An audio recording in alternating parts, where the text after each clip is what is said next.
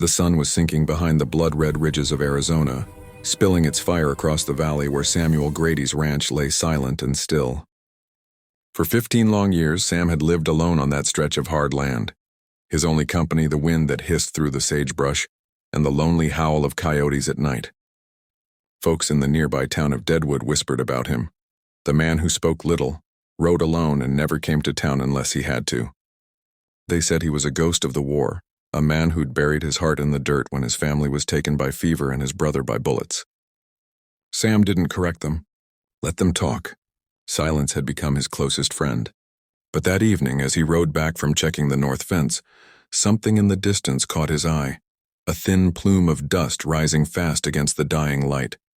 A coach drawn by 4 wild horses, tearing down the road like the devil was at its heels, and behind it, someone was being dragged through the dirt. Sam spurred his horse forward, his instincts kicking before thought could follow.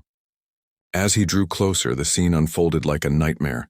An Apache woman tied by a rope to the rear of the coach, her body beaten, her dress torn to rags, her skin cut by the rocks and dust. Her eyes were half-lidded, the will to fight barely flickering in them. Without hesitation, Sam rode alongside the coach, yelling at the driver. But the man cracked the whip harder, his face twisted with fear or cruelty. Sam couldn't tell which. One shot from Sam's revolver took the driver's hat clean off. The next shattered the reins. The horses slowed, panic overtaking their speed until the whole coach shuddered to a stop in a cloud of dust. Sam jumped down before the wheels even halted, cutting the rope from the woman's wrists, his hands trembling with rage. Her body went limp in his arms, too weak to speak, her breathing shallow and broken. He carried her into the shade of a mesquite tree, poured a few drops of water between her cracked lips, and pressed a cloth against her wounds. "Easy now. You're safe," he muttered, though he wasn't sure she could understand. Her eyes fluttered open, dark and filled with fire even through the pain. "Why, you help me?" she whispered in broken English. Sam looked at her, truly looked, and for the first time in years he saw something that pulled him back from the edge of the emptiness he'd lived with for so long. "Because no one else would," he said quietly. "And because it ain't right." That night, Sam built a fire outside his cabin and tended to her wounds with what little medicine he had left. She didn't speak much, just watched him with wary eyes like a caged animal that didn't yet trust its rescuer. He learned her name was Tala, and she'd been taken by bandits who raided her village near the San Pedro River. They'd sold her to a traveling trader, who used her to pull his coach through rough country when the horses grew weak. Sam clenched his jaw as she spoke, fury rising in his chest. The world was cruel enough without men making it worse. He promised her she'd never be chained again, though she didn't yet believe promises from white men. Over the next days, Tala grew stronger. She helped around the ranch, quiet and graceful, her movements sure even on the unfamiliar land. Sam found himself watching her when she didn't notice, how she moved like the wind itself, how her eyes softened when she looked toward the horizon.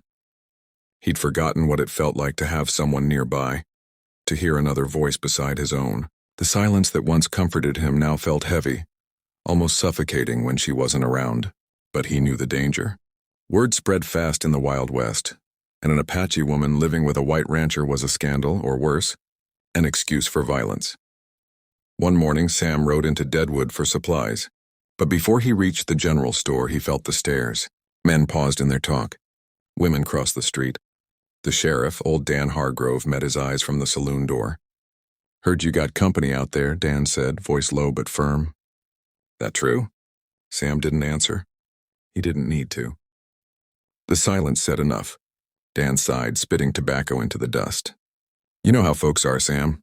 They ain't gonna take kindly to it. You best send her on before someone gets stupid." Sam just turned his horse and left, anger simmering behind his calm face. But before he could make it home, the world caught fire again. Smoke rose in the direction of his ranch. His heart leapt into his throat as he drove his horse harder than ever before. When he arrived, his worst fears were true. The barn was in flames, the corral shattered, and 3 men on horseback circled the fire, laughing. Tala was cornered by one of them, clutching a knife, ready to die fighting. Sam didn't think. He drew and fired. One man dropped instantly, the second fled, but the third aimed straight for Tala. Sam tackled him before the bullet found her, and they rolled in the dirt, fists and fury flying. It ended with the man face down, unmoving. Sam stood, blood on his face, smoke filling the air, and pulled Tala close. "You're safe," he whispered again, though his hands shook.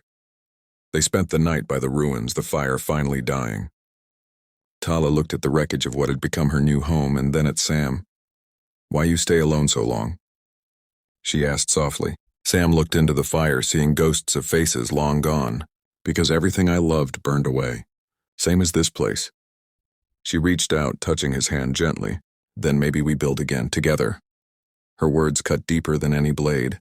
For years he'd built fences, walls, and routines to keep life out. But in one moment, the woman he'd saved had given him something he'd forgotten how to feel: hope. Weeks passed, and though the barn was gone, the land still held life. Together they rebuilt what was lost. Tala taught him how to read the wind, how to listen to the earth before the rain came. He showed her how to ride a horse without fear, how to mend a fence, how to shoot if she had to. They spoke little, but the silence between them no longer felt lonely. It felt alive. One evening, as the sun bled into the hills, Sam watched her laugh for the first time, chasing a stray colt across the yard, her hair catching the light like fire. He realized then that his years of solitude had all led to this, to her. But peace in the West never lasted long. The men Sam had shot had brothers, and revenge came riding one cold morning with the dawn. 5 riders, rifles in hand, thundered across the plain toward the ranch. Sam woke to the sound of hooves, his gun already in hand. He pushed Tala inside and told her to stay low, but she refused. "We fight together," she said, eyes fierce and unyielding. Sam almost smiled. "You sound like me," he said. "No," she replied. "You sound like me." The battle was quick and brutal. Bullets shattered wood and tore through silence. Sam took one in the shoulder, but he kept firing until the last rider turned tail and fled. When it was over, Tala rushed to him, pressing her hands against his wound. "You live," she whispered. "You must live." He winced but managed a faint smile. "Reckon I ain't ready to go just yet." Days later, when his strength returned, Sam sat on the porch watching the sunset beside her. "Tala," he said quietly, "you ever think of leaving? Going back to your people?" She shook her head slowly. "They gone. My people now here." She placed her hand over his. "With you." The desert wind carried her words like a promise. Sam felt a weight lift off his soul that he didn't know he'd still been carrying. For the first time in years, the world didn't feel empty. It felt full. That night, under a sky dusted with stars, Sam looked out across the land and felt something he hadn't in years. Peace. Not because the past was gone, but because he'd finally found someone who made the pain worth living through. The lone rancher was no longer alone. The scars of his heart, much like hers, would never fully fade.